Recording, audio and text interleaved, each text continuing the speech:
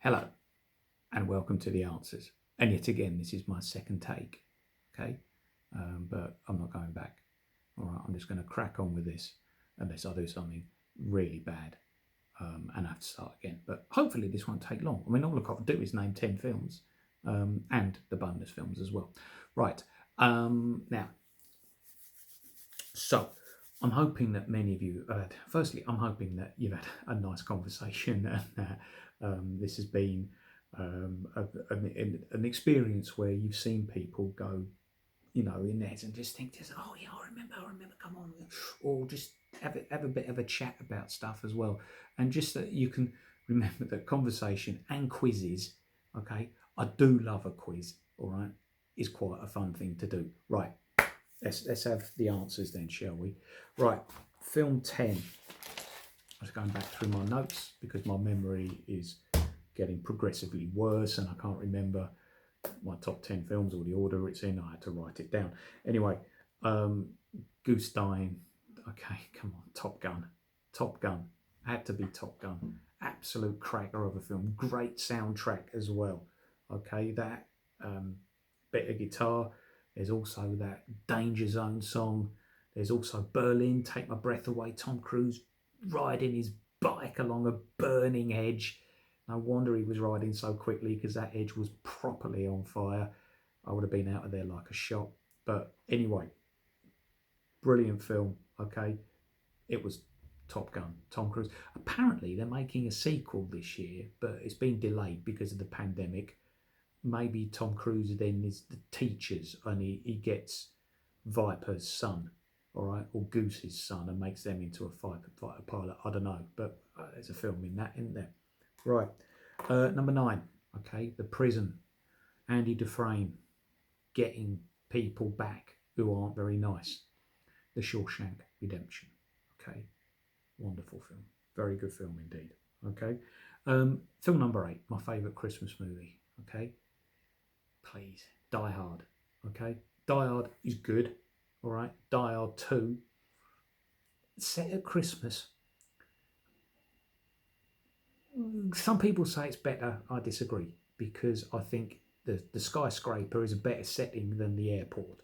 Okay, but then you got Die Hard 3, and then it gets a bit silly. Even Die Hard 3 is a bit silly as well. But Die Hard 1 and 2, good films, good films. Okay, number 7, all right, the one with the son and his father and sending them back in time and everything like that. And me, I'm not going to do it again, all right, but you should have got It's the Terminator. Okay, the original, not Terminator 2, which again was a very, very good film, which I think ran the original close, but I'd just give it to the original, and then it starts to get silly again. I saw that.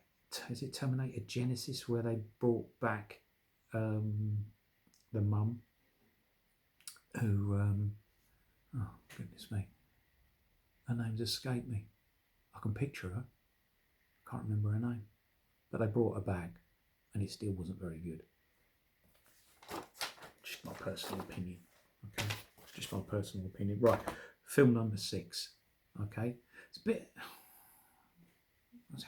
I don't know. I don't know whether I don't know your film recollection ability, but I think this is one of the most recent films that I mentioned, and it's about 15 years old, but a damn good film, Apollo 13. Okay, so far, the only people that have been obviously tragically lost in space have been within our atmosphere. Okay, I don't think we've lost anybody beyond our atmosphere, but this one was close, especially if they would have lost them as they were going out. Maybe if they were coming back. And anyway, I'm not going to go into science or anything like that, but it is the closest that we've come to losing somebody in space when they can actually see that, oh, God, we've got to sort this out. Okay. Right. Number 5, the film that I described with the boy with the spaceship in his head. Okay. The film was called The Flight of the Navigator. Okay. Great film. If you want to watch just a good, if you like your 80s film and you haven't seen it yet, and you just want just a good film with a good storyline The acting's a bit ropey, and the special effects are as well. But I just like it. I just like it. Okay, Flight of the Navigator, great film. All right, number 4, Big. Okay, remember the Zoltar machine? That is, he makes a wish. I wish I were big, but then it's not plugged in. Big. Okay, great film. I still think it's just Tom Hanks' best. Okay, Castaway's a good one as well. But yeah, I think I'll go Big, Forrest Gump, Castaway for the Tom Hanks movies. Right, film number 3, Back to the Future. You should have got that. I think I gave out more than enough clues. But yes, it is. If you remember, right at the start, Doc is getting attacked by people in a VW camper van, and they are the Libyan terrorists who he's nicked the plutonium off. Films at that time, in the 80s, any baddie in an American film was not American. Okay, that was the general rule. I mean, if you go back to Die Hard, Hans Gruber, German, played by a British actor, but then they realised actually that Alan Rickman played it brilliantly, absolutely brilliantly. Film 2, Trading Places, great film. Okay, wonderful film. Love it, love it, love it. Great film. And number 1 is The Empire Strikes Back. Okay, again, as I said, just what can I say? It's just such.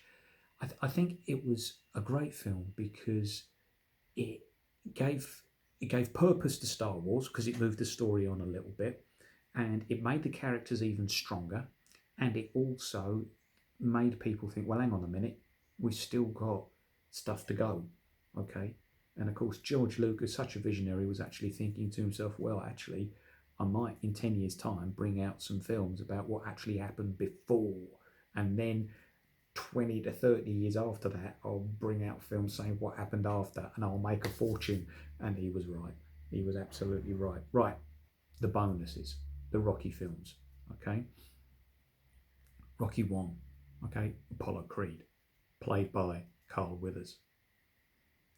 Rocky 2, Apollo Creed, played by Carl Weathers.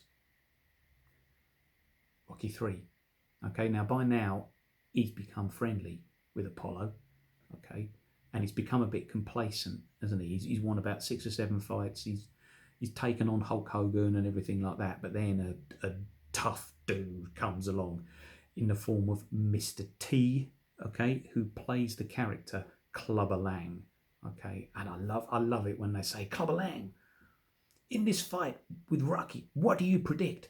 And Clubber Lang says, I predict pain. What a line. What a line. I'm sorry, I can't quite reproduce it to the Hollywood standard, but that made me laugh.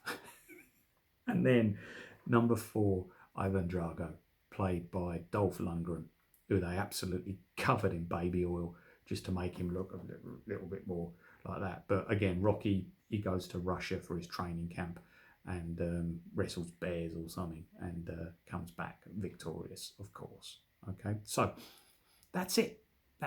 So, you can let me know your score out of 38 and a bit of feedback. I hope you enjoyed it. But, my contribution to this non-screen day was to watch a screen, but at the same time, actually have a chat with people within your bubble, within your family, and not just, face to face, maybe over the internet, over the channels that exist now, Zoom calls, etc., etc. But I'm hoping that you enjoyed it. All right. I'm hoping that you've just had a good chat, and that was the main point that I wanted to make and I wanted to put across. So, and I'm going to say this again now, okay? And I've said it very, very frequently over the past few months, because whenever I finish a video, and I've made a lot of them over the past few months, I always finish with these words: this is Smithy out. I hope to see you soon. Okay, bye-bye.